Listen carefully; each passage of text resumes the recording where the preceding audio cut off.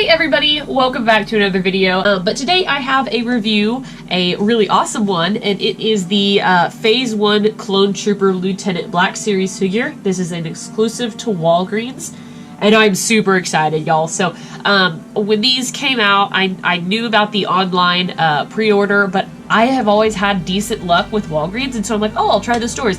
Well, like, gosh, was I wrong. So the pre-order shipped, like, next day for people. It was insane. And then, for the in-stores, I couldn't find them anywhere. I did check several Walgreens several times over and kind of was like, well, kind of put it on the back burner with just other stuff going on. And so I happened to be in Texas with my husband visiting my dad and my grandpa for their birthday, and we went into a Walgreens, and lo and behold, Mr. 738 found this one just out of the blue. I actually was looking for something else at the time, so I totally forgot about this figure, and he's like, hey, look, and I'm like, you just picked up the Walgreens exclusive that I've been looking for. Thanks, my dude. So that's that. Here it is. I'm super excited. Like I said, it is exclusive to Walgreens, and they're coming out with just a normal standard Phase 1 Clone Trooper that's been announced, which is kind of boring, but also good for army building. Hopefully they'll do more officers, so like a commander or a captain. Also, sorry, I'm super stopped up, but I really wanted to film this video, so here we are. But it comes with a nice new packaging that has the angle artwork that looks beautiful.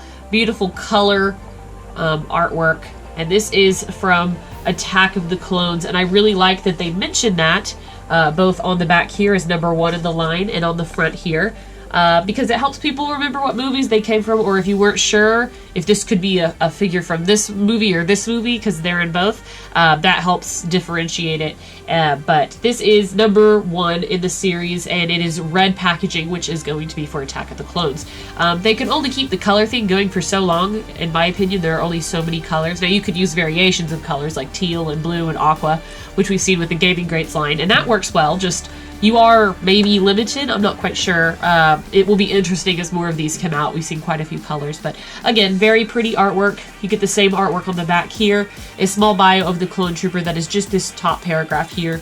#1, the warnings at the bottom. Again, in my opinion, just an overall nice, better looking box, to be honest. And I just noticed that the box was kind of cut. That's a bit of a shame, but that's okay. This is an opener for me, for sure. There's some scratches along the plastic bubble and then on the side here, so I was going to open this guy anyway, so it's no big deal. But let's go ahead. I'm going to crack him open. We'll take a closer look at him.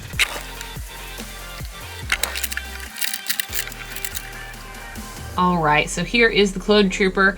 Before we go into him, I do want to mention his accessories. As a Clone Trooper, he comes with pretty generic accessories. A very standard long rifle that is molded in black plastic with no other detail, no wash or anything, just plain black.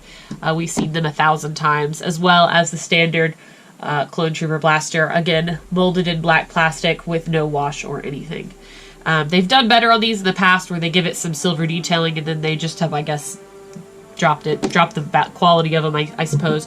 But that's okay. That's not the important thing. The important thing is the Clone Trooper itself. And this one is my very first Phase 1 Clone Trooper. I never got the original release back in, what was it, 2013?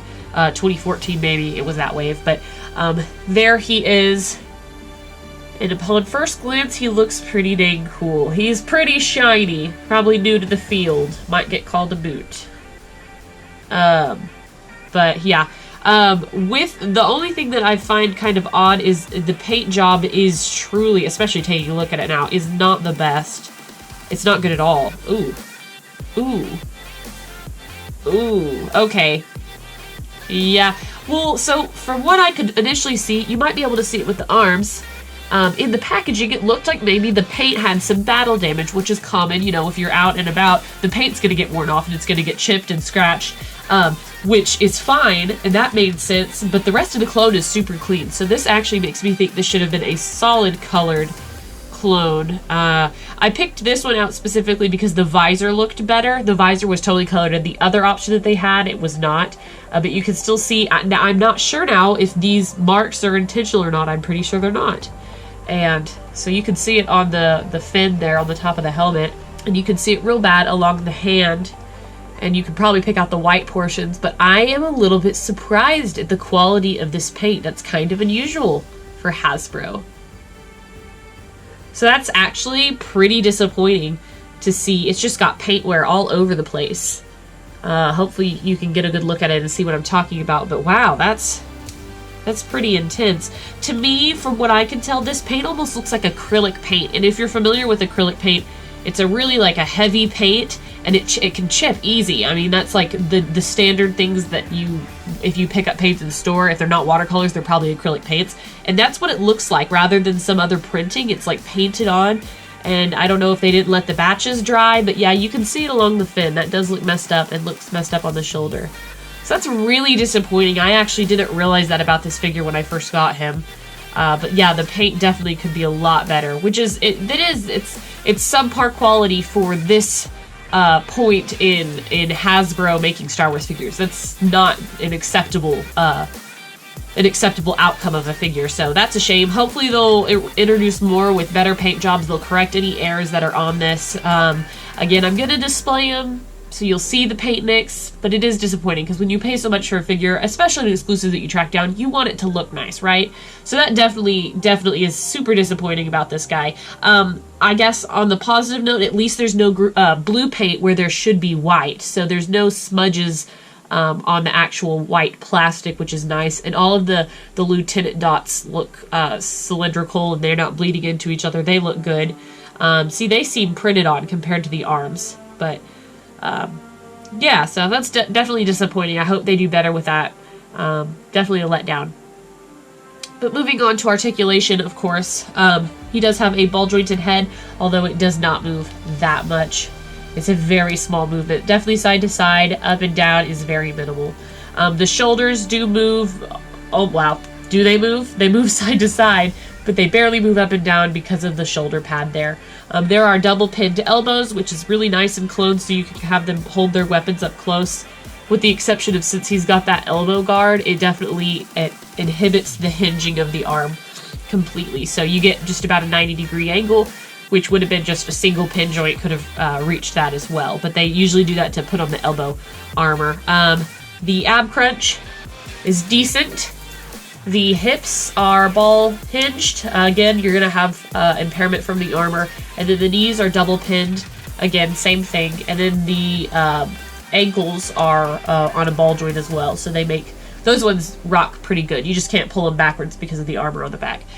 So that's nothing new though. The armor impairments to the figure, that's what we're going to get with every single clone trooper, which is just fine. But that paint to me is really disappointing. So buyer beware for sure. It might not be worth picking up to you. Or if you're handy and crafty, you could repaint this very, very easily. You could probably take some acetone and get this off. It just feels like total acrylic to me. So anyways, let me know what you think in the comments below, guys. I'm very curious to hear your thoughts on these figures and if you have one, if it was the same way. So he's got a really like loose knee, I just noticed. Kind of loose knees in both. Anyways, guys, thank you so much for watching this review, and until next time, I will see you guys later. Bye.